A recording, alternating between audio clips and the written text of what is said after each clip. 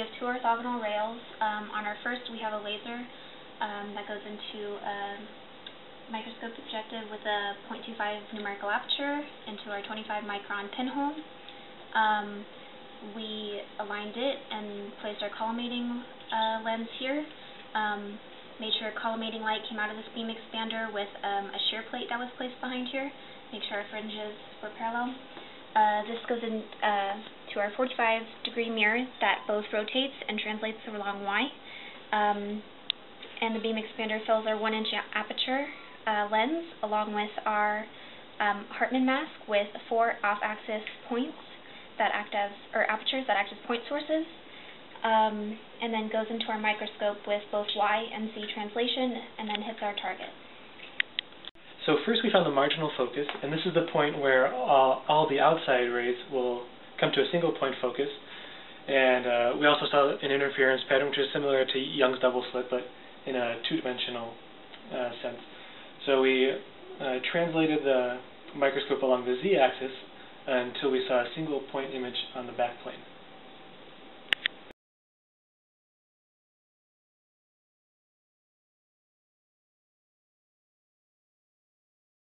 To start measuring the aberrations, we needed a field angle because these are off-axis aberrations.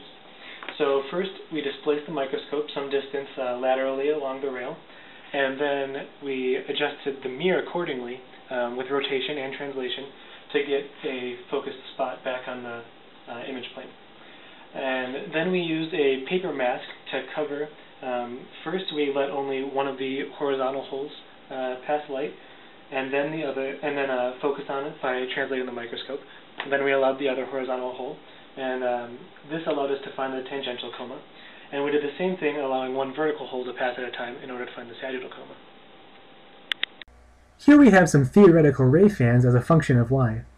We can see that coma is an even function of Y, and spherical aberration is an odd function of Y.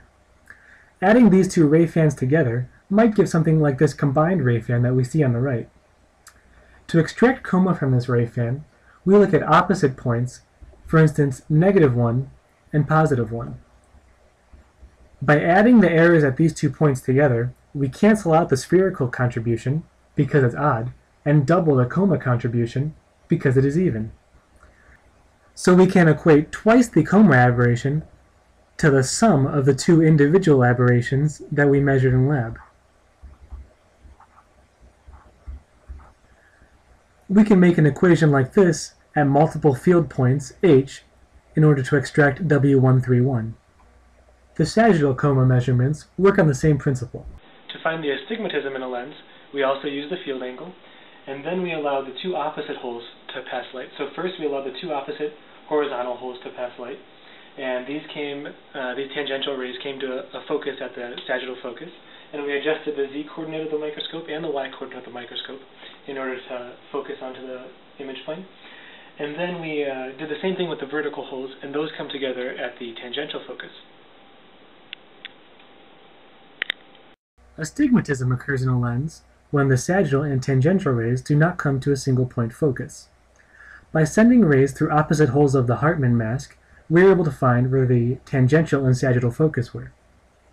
The red rays here focus at the tangential focus, and the blue rays here focus at the sagittal focus.